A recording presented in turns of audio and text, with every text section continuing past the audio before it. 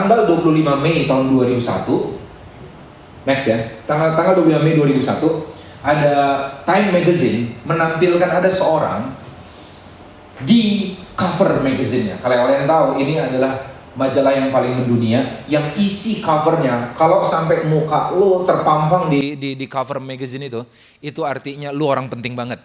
Jokowi pernah muncul di situ, salah satu orang paling berpengaruh di dunia, dan muka orang ini tampil di situ. Tanggal 25 Mei 2001, namanya Erik Weihenmayer. Tentu teman-teman belum pernah dengar nama ini. Saya juga jarang-jarang dengar. Oke, karena saya cari, makanya akhirnya ketemu namanya. Nah, dia masuk majalah itu. Kenapa? Karena dia adalah orang pertama yang menaklukkan gunung tertinggi di dunia. Namanya apa? Mount Everest. Tapi tentu teman-teman yang suka sejarah tahu salah itu Kak. Yang pernah yang pertama kali menaklukkan gunung Everest bukan itu. Bukan Erik Weihenmayer namanya. Oke? Ada seorang lagi dari Inggris yang dapat julukan Sir gitu ya. Jadi bukan dia, udah puluhan tahun yang sebelumnya udah ada orang yang menaklukkannya. Oke, that's true. Tetapi kenapa dia sampai di sana? Karena dia adalah orang buta pertama yang bisa nyampe ke puncak Everest. Keren gak tuh? Buta loh, buta. Wow, dan di dalam waktu beberapa bulan kemudian dia committed untuk menaklukkan the 7 summits. 7 puncak tertinggi di dunia ditaklukkan semuanya dalam keadaan posisi dia apa? Buta. Susah loh buta. Nah koran-koran semua nulis bilang gini, dia berhasil sampai ke puncak tertinggi di dunia padahal dia buta. Benar dong kata-kata itu, perhatikan kata sambungnya ya. Padahal dia buta. Karena padahal itu kontras ya. Ya. Jadi dia berhasil padahal dia buta. Itu kayaknya tepat. Karena seharusnya orang buta susah untuk nyampe ke atas, punya keterbatasan, tetapi dia nyampe. Tapi ada satu artikel yang agak beda waktu saya baca, dia bilang gini, dia berhasil sampai ke puncak, tapi kata sambungnya bukan padahal. Dia berhasil sampai ke puncak justru karena dia buta. Wow. Teman-teman kira-kira terima nggak kalau kata sambungnya karena? Dia nyampe ke puncak justru karena, bukan padahal dia buta, tapi karena dia buta. Awalnya aku bilang aneh nih ya, kok gini tulisannya. Justru butanya dia membantu dia nyampe puncak, artinya gitu kan, karena dia buta. Sampai akhirnya bulan Mei yang lalu saya main-main ke rumah mertua saya. Mertua saya baru bikin rumah kayak villa gitu di kaki gunung Telomoyo. Ada tahu Telomoyo nggak di sini? Itu di Salatiga. Kalau kalian pernah tahu Salatiga, ada salah satu gunung dari jajaran gunung-gunung di Jawa, situ ada 6 gunung di situ. Salah satunya adalah Gunung Telomoyo, saudara. Dia bikin villa di situ. Lalu mertua saya kan dokter. Lalu dia itu atlet lari, masih juara lari sampai sekarang. Baru beberapa waktu lalu lari lawan anak-anak muda, dia dapat juara loh teman-teman, dapat juara 3. Nah dia ngajak saya pagi-pagi, dia ngajak saya untuk lari. Kemana larinya? Ke puncak Gunung Telomoyo. Aku ini belum pernah naik gunung, hiking sama sekali. Enggak pernah loh teman-teman. Diajak ke situ. Nah nanti kalau teman-teman nikah kalian harus tahu nih peraturannya. Bahwa di dalam keluarga suami, itu saya, adalah panglima. Amin? Amin, panglima dalam keluarga. Mertua, pang 6. Di atasnya 5 ya, pang 6. Aku pertama dia mertua, aduh nggak enak ditolak, lagi pula lagi numpang di rumahnya. Yang kedua lagi pula dia udah tua, malu-malu dong, harga diri saya terbanting dong. Dia ngajak naik ke puncak gunung, masa saya yang masih muda, dia udah 60-an, saya masih muda kenapa nggak naik. Akhirnya saya bilang, oke, aku ikut. Lalu kami pergi naik mobil sampai ke tempat pendakian, dari lereng pendakian, lalu habis itu mulai mendaki ke atas. 1 pos 1 kilometer naik ke atas gitu ya. Lalu dia bilang, yuk Tom, saat itu masih pagi-pagi banget dan aku tertolong dengan kabut yang ada. Jadi aku cuma bisa lihat 2-3 langkah ke depan, habis itu nggak tahu kemana. Ke atasnya nggak tahu gimana. Karena kabutnya gede banget, tebal banget. Karena berangkatnya pagi-pagi. Paksa, ayo dia semangatin terus. Ayo bisa. Kamu udah pos 1, segala macam. Sampai akhirnya itu sekitar 7 kilometer mencapai puncak teman-teman. Akhirnya nyampe lah kami puncak. Saudara, saya rayakan untuk mengganti kalori yang telah terpakai. Gue makan Indomie. Nyampe di atas, impas deh. Lalu habis itu turun. Begitu turun, udah mulai pagi, udah mulai agak siang. Lalu saya ngelihat lagi puncak di atas, saya bayangkan. Saya ngelihat itu terjal banget. Itu curam banget. Dalam hati saya ngomong, kalau seandainya dari subuh tadi, dari awal, aku udah tahu securam itu, kayaknya nggak bakalan naik. Nggak bakalan jadi. Jadi ternyata butanya aku, nggak mampunya aku ngelihat keseluruhan tantangan yang begitu besar, puncak gunung yang tinggi banget yang menanti ditaklukkan itu, ternyata membantu aku untuk ngapain? Untuk fokus sama yang aku perlu lakukan, yaitu apa? Just keep walking. Keep walking. Keep walking. Sekarang aku ngerti kenapa artikel itu bilang Erik Weihenmayer ini justru berhasil justru karena dia buta. Karena orang-orang yang kebanyakan ngelihat kayak kita justru nggak bisa nyampe puncak. Kenapa? Baru ngelihat tantangannya udah nyerah duluan. Baru ngelihat susahnya, waduh, kita kan lebih cepat gampang lihat susahnya. Kita kan cenderung manusia itu negatif, bener nggak teman-teman? Cenderung lihat susahnya aja. Jadi teman-teman nangkap sekarang? Butanya Erik membantu dia berfokus, tema kita hari ini. Fokus kepada hal yang paling perlu dia lakukan, yaitu just keep walking. Terus berjalan sekalipun belum melihat. Bukankah itu iman? Amin teman-teman. Makanya firman Tuhan katakan apa? Orang-orang percaya sebab hidup kami ini, 2 Korintus 5 ayat 7 ya. Hidup kami ini adalah hidup karena percaya. Percaya aja. Bukan karena melihat. Makin banyak ngelihat. Makin banyak makin banyaklah kesusahan atau ketakutan yang kita alami.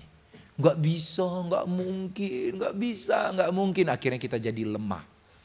Saudara tahu, kebanyakan pengetahuan, kebanyakan melihat bikin kita lemah. Suatu kali waktu saya misi ke daerah Tondano, itu masih banyak hutan di belakangnya. Masuk ke kamar saya, ada satu kumbang. Saking gedenya dia, hitam gede. Saya foto dia lalu saya cari di Google. Ini kumbang apa ini? Namanya ternyata kumbang badak. Jadi kumbang yang ada culaknya gitu ya. Gede. Dan berdasarkan hukum gravitasi dan hukum aerodinamika, ini tidak masuk, tidak bisa terbang. Kenapa? Bentuknya bulat, itu tidak aerodinamis sama sekali. Kan lonjong ya, harusnya aerodinamis ya. Lalu gravitasi berat badannya terlalu besar dan sayapnya terlalu tipis, nggak bisa terbang nih. Syukurnya, ini gue banyak tahu hukum gravitasi, tahu hukum aerodinamika. Saya insinyur, makanya nggak bisa terbang. Lucunya si kumbang badak dia nggak tahu hukum gravitasi, dia nggak tahu hukum aerodinamika. Dengan apa yang dia punya terbang tuh.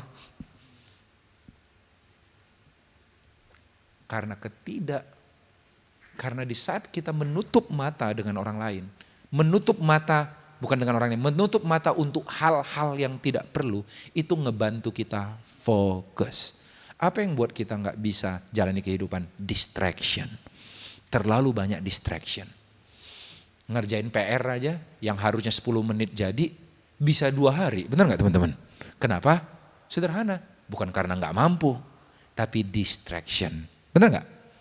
Melayani yang tadinya semangat jadi gak semangat. Kenapa? Bukan karena gak kuat. Aku gak kuat deh. Banyak pekerjaan. Lagi banyak kuliah. Lagi banyak ini. Gak sempat buat pelayanan. No, engkau bukan gak kuat.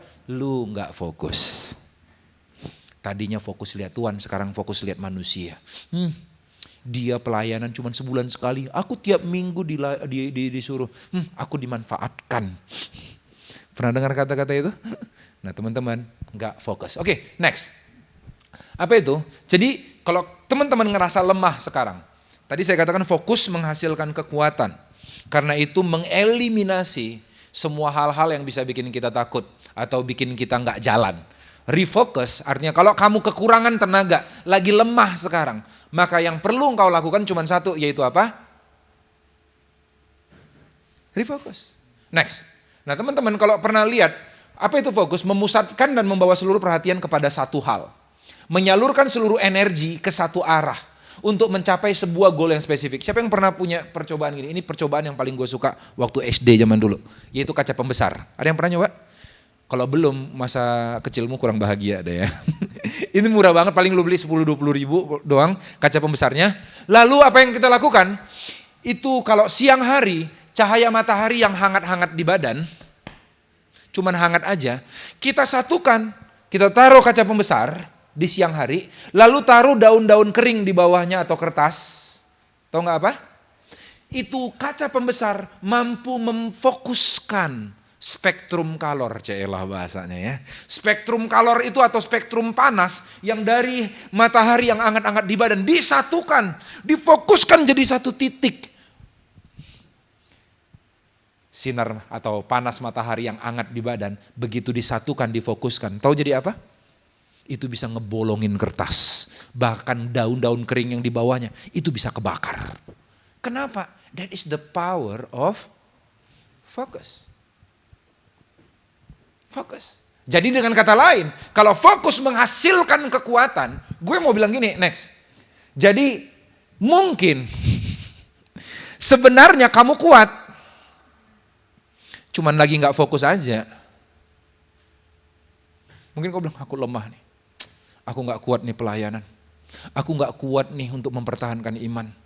Godaannya terlalu, no, kau bukannya gak kuat, engkau lagi gak fokus. Aku gak bisa ini.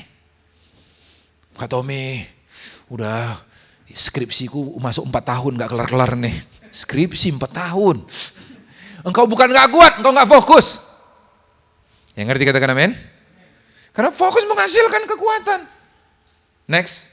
Nah, hidup terasa lelah. Karena apa?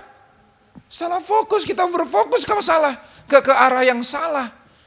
Lu melayani, masa gak kuat lagi aku melayani. Ya, ini lagi hektik banget. Engkau bukan gak kuat, engkau salah fokus. Fokusnya ngelihat ke orang lain. Ngelihat manusia kita kecewa, ngelihat Tuhan kita semangat. Amin teman-teman. So hari ini kita mau belajar tentang fokus. Next, aku bilang, Kak Tommy, aku sebenarnya fokus. Tapi sekarang memang lagi banyak fokusnya. If you have too many focus, that means you have no focus. Jadi jangan kasih alasan sama saya, lagi banyak yang perlu difokuskan. No, kamu harus pilih mana yang harus difokuskan. Yang ngerti katakan amin? Kamu harus pilih mana yang harus difokuskan. Nah, dan kalau no focus artinya no strength because focus is strength. Yang ngerti sejauh ini katakan amin teman-teman? Nah, kita lihat waktu saya ngebaca Alkitab, saya ngebaca ada satu pasal yang gue paling suka namanya Ibrani 11. Orang bule menyebut namanya Hall of Faith. Pernah dengar? Itu namanya pahlawan-pahlawan iman. Kalau gue pernah dapat kesempatan sekali ke Hollywood, itu namanya ada Hall of Fame gitu ya. Yang isinya bintang-bintang, yang orang terkenal, nama-nama orang terkenal di situ ya. Nah, di dalam Ibrani 11 itu ada namanya Hall of Faith. Isinya semua tokoh-tokoh terkenal di Alkitab di Perjanjian Lama disimpulkan dalam satu pasal. Kisah hidupnya. Lalu ditutup dengan kalimat gini, di dalam ayat 32 di dalam Ibrani 11 dikatakan yang karena iman. Iman itu apa? Percaya walaupun belum melihat. Oke, dia fokus. Yang karena iman memperoleh kekuatan di tengah kelemahan. Jadi semua orang-orang itu adalah orang-orang biasa tetapi jadi kuat. Kenapa? Karena fokus. Yang ngerti katakan amin.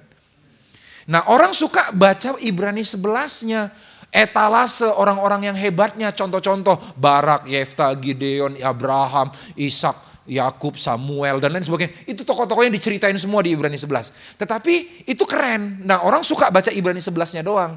Tetapi jarang yang baca Ibrani 12-nya. Ibrani 12 isinya lanjutannya, yaitu apa? Kunci, how-nya. Bagaimana caranya sehingga semua saksi-saksi iman itu, semua pahlawan-pahlawan iman itu bisa kuat. Kuncinya fokus. Sama-sama katakan saya fokus, saudara. Jadi teman-teman, saya akan bahas nih Ibrani 12. Saya akan coba kita eksposisi sama-sama ya. Ayat 12 Ibrani 12 ini. Next. Firman Tuhan katakan Matius 6 ayat 22, mata adalah pelita tubuh. Jika matamu baik, teranglah seluruh tubuhmu. Yesus lagi gak ngotbahin, ini Yesus yang ngomong. Yesus lagi gak ngotbahin tentang mata fisik dong, benar gak teman-teman? Kalau dia cuma ngotbahin mata fisik, orang buta kagak masuk nih. Ayat ini, dia lagi ngomong tentang mata rohani kita. Kalau mata rohanimu atau fokusmu baik, teranglah seluruh hidupmu. Tapi kalau fokusmu salah atau gelap, maka gelaplah seluruh hidupmu. So ternyata terang atau enggaknya, excited atau enggaknya hidupmu tergantung satu kata, yaitu apa? Fokus. What are you focusing on? Yang ngerti katakan amin teman-teman? Nah coba kita mulai sama-sama. Ada 4 fokus yang harus kita siapkan nih. Dengan cepat, nih catat. Karena nanti kamu akan lupa. Yang pertama, fokus kepada Yesus saja. Dikatakan seperti berikut, ayat 2, Ibrani 12 ya. Langsung, dari ayat per ayat saya akan bacain. Marilah kita melakukan apa? Melakukan pertandingan iman kita dengan mata yang tertuju kepada Yesus. Yang memimpin kita dalam iman dan yang membawa iman itu kepada kesempurnaan, yang dengan mengabaikan kehinaan, tekun memikul salib ganti sukacita yang disediakan bagi Dia yang sekarang duduk di sebelah kanan tahta Allah. Fokus yang pertama yang perlu lu sadarin, fokus sama Yesus aja. Yang ngerti katakan amin teman-teman. Ya, fokus sama Yesus. Mari kita lakukan pertandingan iman. Lu emang berat, gak ada yang santai-santai. Amin teman-teman. Kalau lu santai di masa muda, berat di masa tua. Kalau berat di berat di masa muda, ya lebih nyantai di masa tua. Tetapi hidup itu memang perjuangan. Musa bilang gini, waktu hidup kami cuma 70, kalau kuat 80 tahun. Dan isinya dan kebanggaannya isinya adalah penderitaan dan kesukaran. Emang hidup susah. Yang ngerti katakan amin teman-teman ya. Ini pertandingan iman nih, mana ada pertandingan orang santai-santai. Nah nyantai gitu lagi lari, maraton. Ada tukang Indomie, makan Indomie sebentar. Kagak ada pertandingan kayak gitu. You have to be focused. Amin teman-teman. Nah gimana caranya biar fokus terus? Fokus lakukan dengan mata yang tertuju pada Yesus. Fokus pada Yesus saja. Nah, poin 1 ini akan sangat penting untuk anak-anak muda. Karena poin ini menyelamatkan saya. You should focus untuk apa yang saya sampaikan di fokus yang pertama ini. Oke, nah kita seringkali gagal di dalam pertandingan iman kita. Gagal ngalahin dosa, gagal ngalahin kelemahan, gagal mencapai cita-cita.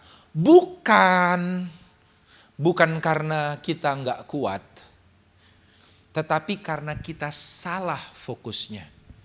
Kalau lu misalnya masturbasi, lu masih jalan sampai sekarang. Lu nonton pornografi, lu nggak bisa lepas dari pacaran yang salah. Lu nggak bisa lepas dari dosa nyontek. Lu nggak bisa lepas dari dosa gampang ngamuk sama orang tua dan lain sebagainya.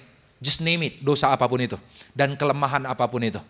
Kalau lu nggak bisa, gue mau katakan, lu cenderung apa? Lu cenderung cari cara untuk ngalahinnya. Lu fokus sama pornografinya, belajar 3 cara mengalahkan pornografi. Bener gak? 10 tips biar gak marah-marah lagi. 5 tips cara supaya bisa mengalahkan dosa. Akhirnya apa yang lu fokus? Gimana cara ngalahin dosa, cara hindar dari pornografi, cara gini. Makin lu fokusin, makin jatuh lu. Paulus bilang, aku ini manusia celaka. Aku ingin ngelakuin yang benar, tapi malah ngelakuin yang jahat terus nih. Jatuh yang jahat. Kenapa? Karena salah fokus. Gimana cara ngalahin kedaginganmu? Bukan dengan cara berapa tips cara ngalahin kedagingan, ngalahin dosa. Tetapi next, ayatnya katakan gini. Next. Maksudku, ialah hiduplah oleh roh. Maka kamu tidak akan menuruti keinginan daging. Gimana caranya ngalahin daging? Bukan dengan cara mati-matian ngalahinnya, tapi ganti fokus. Hidup oleh roh.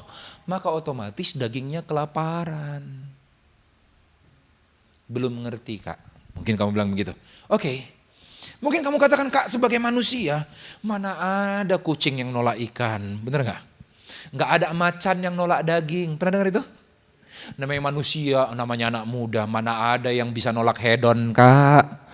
Mana ada yang bisa nolak pornografi. Semua laki-laki sama lah. Itu kayak si Marcel yang baru jatuh itu ya. Karena beli video apa namanya itu. Lalu dia katakan sebenarnya, Allah kalian bohong semua laki-laki sama. Semua laki-laki pasti nonton. Dia bilang gitu kan. Semua wajar. Dan dunia itu sekarang kan gitu ya kan. Wajar gitu ya, wajar kalau jatuh, wajar kalau berdosa, namanya juga masih hidup dalam daging manusia. Saya mau katakan teman-teman, itu kata mereka. Adakah orang yang bisa ngalahkan kedagingan? Adakah anak muda yang bisa ngalahin dosa? Mereka bilang, nggak ada kucing yang nolak ikan. Saya katakan ada. Coba balik sebentar. Balik. Kalian pernah dengar tahu cerita ini? Saya penggemar ikan lohan. Ada yang suka lohan di sini? Saya suka pelihara lohan karena jenongnya gede. Jadi tiap kali ngelihat dia, gue bersyukur jidat gue nggak separah dia. Wah masih aman gitu ya kan. Nah gue suka ikan lohan. Nah ikan lohan gue nggak mau makan pelet. Pelet itu sintetis ya. Dia sukanya makan yang berdarah-darah. Makanya aku beli yang namanya cacing darah. Cacing darah itu dibekukan, dibuntel gitu ya. Aku tinggal celupin satu buntel satu gitu ya. Nah aku masukin dan dia nggak pernah bisa menolak cacing darahnya gue. Dalam beberapa detik begitu aku masukkan aja, langsung habis dimakan sama dia. Tidak pernah bisa nolak cacing darah. Suatu kali aku bikin percobaan. Aku beli ke toko ikan dekat rumah, namanya burayak. Tahu burayak? Itu ikan-ikan kecil. Ikan-ikan kecil, aku ambil, aku tuang langsung ke dalam akuarium. Waduh!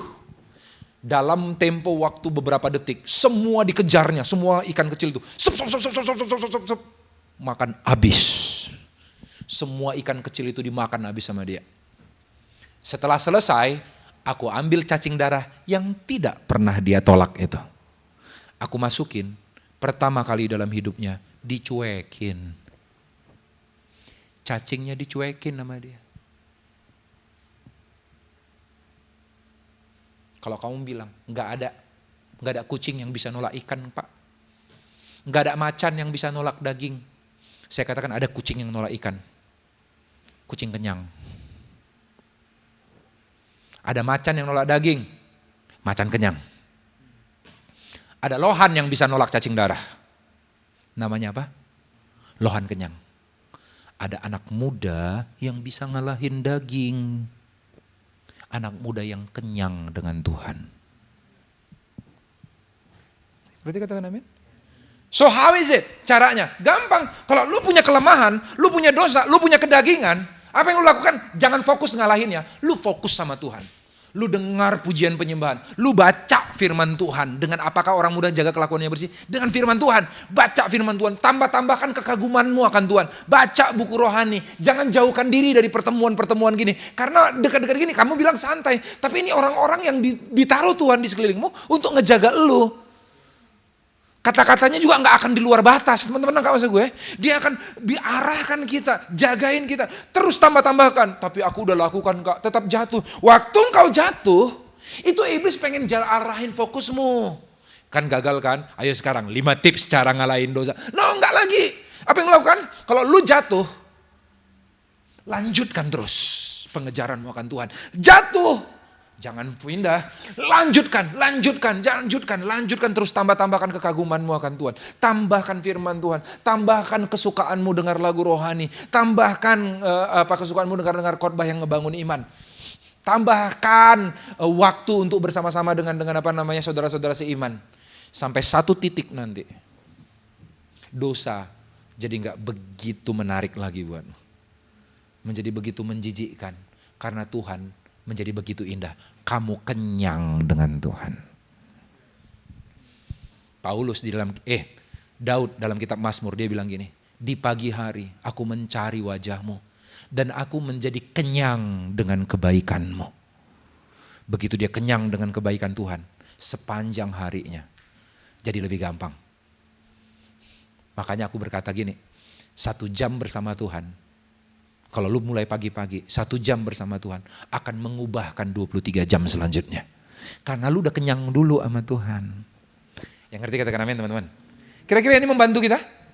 Ya, it helps ya. Yuk, yang kedua, fokus sama apa? Yang kedua namanya fokus pada kesetiaan, bukan pencapaian.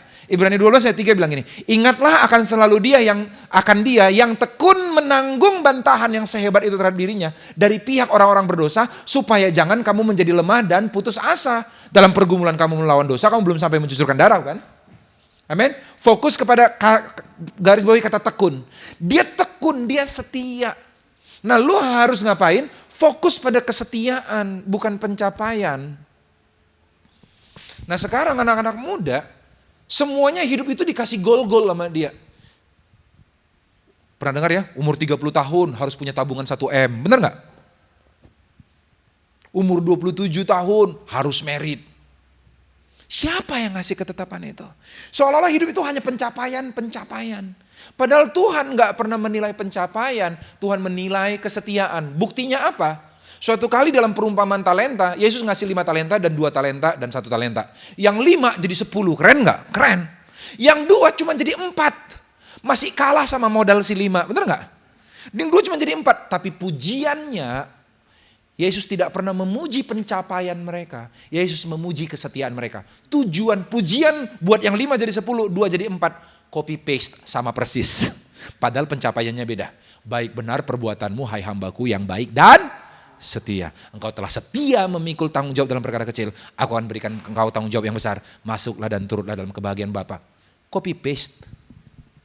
Yang Tuhan nilai kesetiaan kok. Jadi udah santai aja. Jangan sibuk cari pencapaian. Nggak usah banding-bandingkan dirimu dengan orang lain. Ya, nanti stres. Kenapa? Karena nggak bisa. Dia mulai dari 0. Lu mulai dari minus. Ya goalnya juga beda dong. Dia mulainya dari warisan keluarga. Lu mulainya dari bayar utang keluarga. Ya beda dong akhirnya. Yang ketiga kan amin. Ya santai aja, gak usah dibanding-bandingkan. Kalau engkau mau bandingkan dirimu dengan dirimu kemarin. Karena memang tujuan Tuhan, katanya kita harus terus naik dan gak pernah turun. Amin. Kita harus terus bertumbuh. Bandingkan. Kalau lu dari dulu, sekarang dan selamanya tetap sama terus, sama keras kepalanya, sama gampang nangisnya, ya, nah ini gak bertumbuh. So jangan bandingin sama orang lain. Bandingkan sama dirimu. Fokus pada kesetiaan, bukan pencapaian. Yang ngerti katakan amin. Ya. Next. Selanjutnya. Jadi fokus hidup yang benar dengan cepat aja. Supaya kita fokus sama setia aja. Fokus pada perbaikan diri. Jangan fokus pada perbaikan orang lain. Sebenarnya kami ini, ya youth kami ini akan berkembang kalau dianya diganti, kalau dianya berubah. Hey, lu nya pada perbaikan diri. Next. Fokus pada apa yang kita punya. Jangan fokus pada apa yang orang punya. Next. Fokus pada masa sekarang. Jangan fokus masa lalu. Dulu dong keren. Atau fokus pada masa depan. Anak-anak muda sekarang. Oh sekarang gue belum apa-apa. Tapi kalau kripto gue laku ya kak. Ya elah. Masa depan. Ntar kalau boncos gimana? Amin teman-teman. Fokus. Next. Fokus pada people who stay. Jangan fokus pada people who come and go. Oh udah abis pandemi, gue berusaha cari-cari orang-orang yang udah hilang-hilang. Sampai akhirnya gue gak menghargai orang-orang yang masih stay. Wah, akhirnya gue bilang gak mau. Gue mau appreciate dan hargai. Karena gak mudah untuk orang setia. Talent gampang dikembangkan. Karakter enggak. Karakter susah. Butuh waktu untuk membuktikan. Yang ngerti katakan amin teman-teman? Fokus sama menyenangkan Tuhan, jangan fokus nyenangin manusia. Fokus membagi hidup, bukan mengendalikan hidup. Waduh, aku muridin salah satu anak. Ini salah satu yang aku pelajaran banget. Tapi syukurnya aku ikut Global Leadership Summit oleh Craig Groeschel waktu dulu. Itu hari pemulihan buat gue. Karena gue udah muridin satu murid yang gue akan berserahkan semuanya lah. Bener-bener tiap kali gue kemana pun gereja-gereja, kemana gue pergi ke negara apapun. Yang gue pikirin ini anak. Gue bimbing dari nol sampai akhirnya jadi pemimpin dan lain sebagainya. Suatu kali. Udah serahkan semuanya lah. Suatu kali dia datang sama saya dan bilang, Kak, aku rasa aku mau pindah gereja. Saat itu aku gak terima. Aku diemin, cuekin berapa lama. Sampai akhirnya aku belajar. Tujuanmu apa sih dalam hidup? Membagi hidup atau mengendalikan hidup? Dan akhirnya aku katakan. Setelah berdamai dengan diriku. Aku katakan, ya silahkan. God bless you. God bless you. Kenapa? Karena bagiku, aku lebih fokus pada kesetiaan, bukan pencapaian. Kalau apa yang aku bangun harus runtuh, aku akan bangun ulang. I will not give up. Kenapa? Karena yang Tuhan ukur nanti bukanlah berapa tinggi menara yang aku bangun. Tapi berapa setia aku di dalam ngebangun apa yang Tuhan percayakan kepadaku. Yang ngerti katakan amin teman-teman. Yes, come on. Ya, setia aja. Mungkin seumur hidup lu gak jadi juara umum di sekolah, no problem, gak dinilai Tuhan. Tapi yang penting lu setia.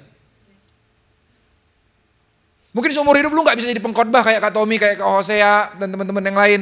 Tapi saya mau katakan, gak itu yang dinilai Tuhan. Yang Tuhan katakan baik benar perbuatanmu. Cuman itu kok kalimat yang akan lu dapat nanti di sorga. Hai hambaku yang baik dan setia. Amin. Ngerti ya? Yang ketiga, teman-teman. Fokus pada relasi, bukan kondisi. Jadi di sepanjang pertandingan, kita harus sadar bahwa apa? Allah memperlakukan kamu seperti apa? Anak. Jadi fokus sama relasi. Fokus sama relasi, teman-teman. Sama hubungan. Bukan kondisi. Lu jangan cepat-cepat pengen ngubah kondisi. Kalau ada sesuatu yang salah atau susah dalam hidup lu, ada masa susah, yang lu pertahankan gimana, jangan yang lu perjuangin jangan supaya gimana kondisi tambah baik. Tetapi yang lu perjuangkan adalah supaya relasi tetap terjaga. Yang ngerti katakan amin teman-teman. Relasi. Dalam hidup ini dikatakan Brian Dyson, dia adalah direktur Coca-Cola yang salah satu yang paling sukses. Dia katakan dalam hidup ini ada 5 area. 5 bola. Nah ini kalian perlu nih nanti, kalau apalagi yang udah mulai kerja ya. 5 bola. Yang pertama namanya bola pertama, 5F. Yang pertama namanya faith, iman ya. Yang kedua family, keluarga. Yang ketiga namanya apa? Fitness atau kebugaran. Yang keempat namanya adalah friendship atau persahabatan. Yang kelima namanya finance, keuangan. 5 ini harus ada dalam diri kita dan harus kita jaga supaya tetap semuanya naik di atas. Amin teman-teman. Harus tetap dalam kondisi prima. Karena kalau imanmu gede, tapi gak ada duitnya, stres juga loh.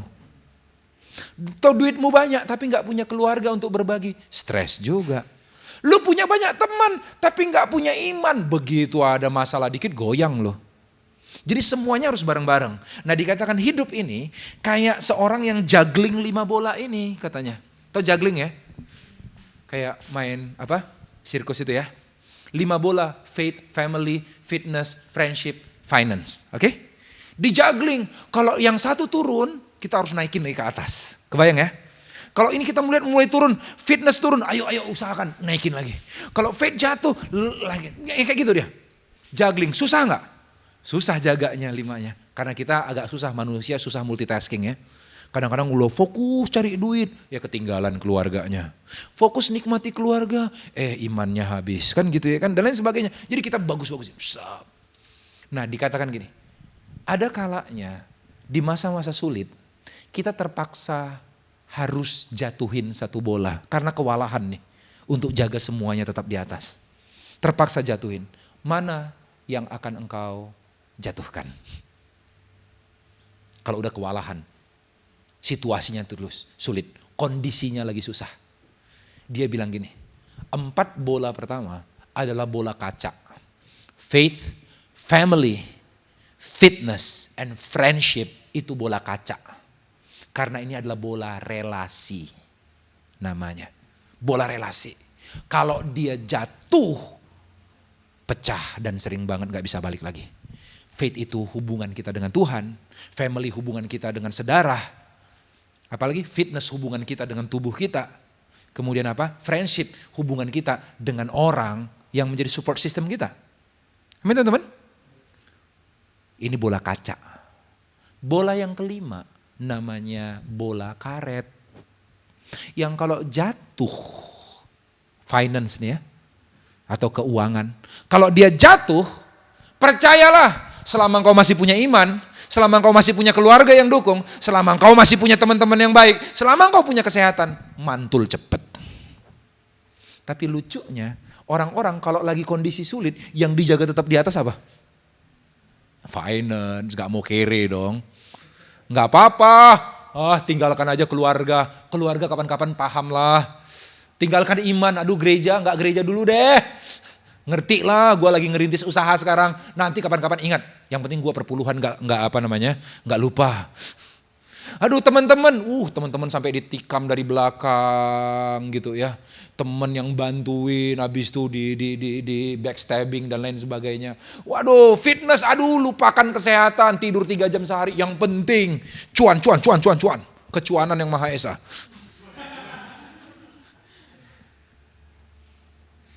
Akhirnya lu rugi, lu kehilangan relasi.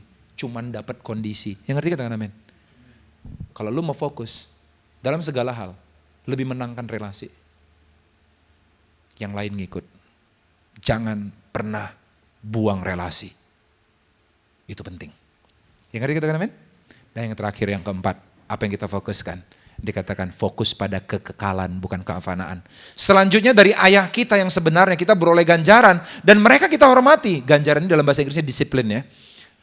Kalau demikian bukankah kita harus lebih taat kepada Bapa segala roh supaya kita boleh hidup? Sebab mereka mendidik kita dalam waktu pendek, Bapak kita mendidik kita, disiplin kita dalam waktu pendek sesuai dengan yang mereka anggap baik. Tetapi Dia Tuhan menghajar kita, disiplin kita untuk kebaikan kita supaya kita beroleh bagian dalam kekudusannya atau kekekalannya.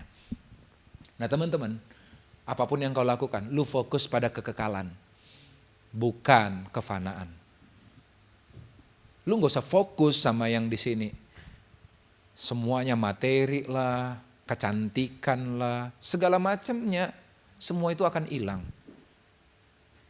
Siapa yang percaya suatu saat nanti kita akan bersama-sama dengan Bapa di sorga dalam kekekalan? Amin? Waktu tahun 2008, gua itu sekolah misi di Australia.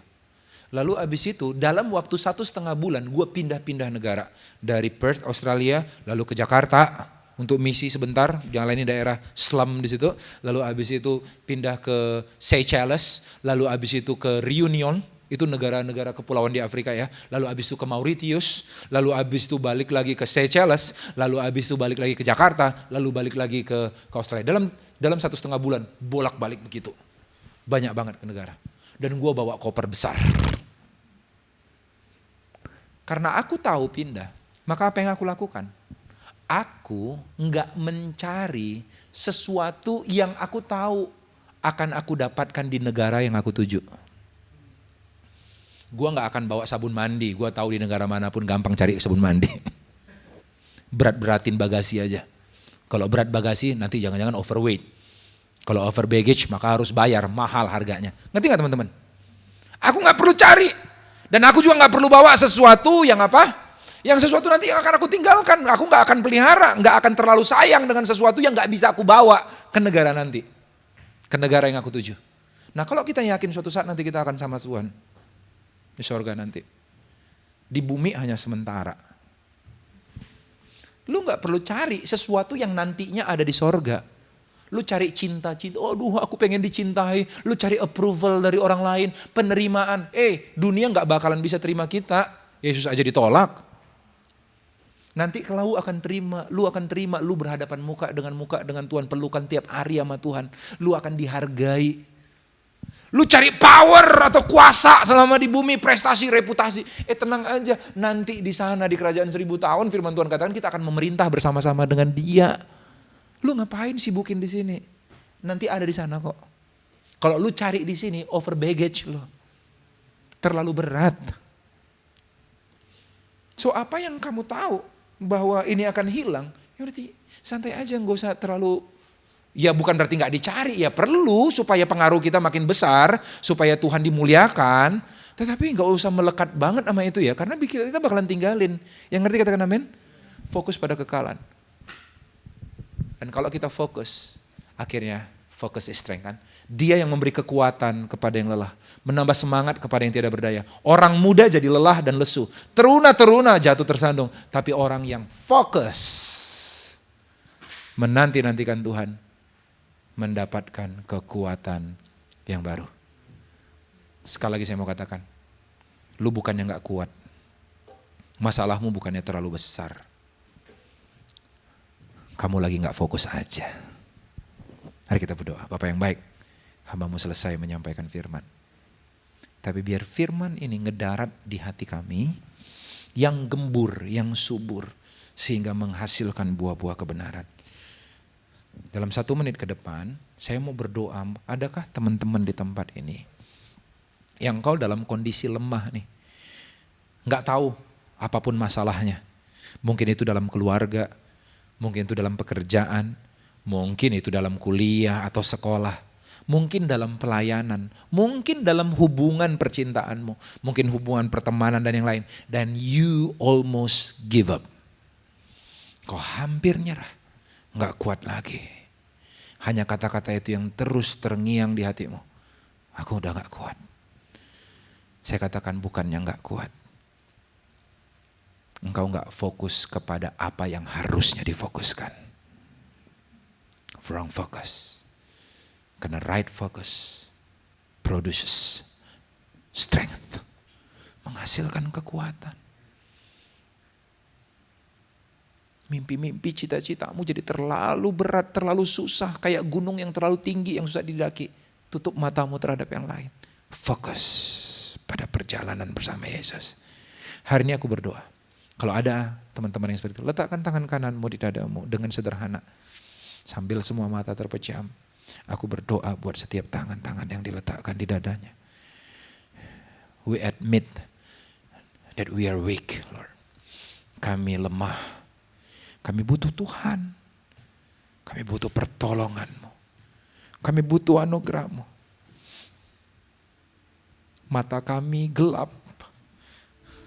Sehingga akhirnya seluruh hidup kami gelap. Tapi firman-Mu berkata bahwa mata kami, fokus kami adalah pelita tubuh. Bila fokus kami baik, benar, maka teranglah seluruh kehidupan kami.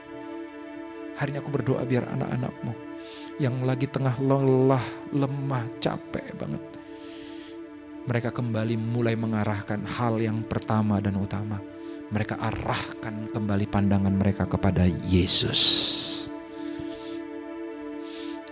Dosa yang tadi begitu mencengkram, begitu kuat mereka gak mampu kalahkan. Tidak lagi jadi masalah. Karena Engkau tidak minta kami mengalahkan dosa. Engkau telah mengalahkannya di atas kayu salib 2000 tahun yang lalu.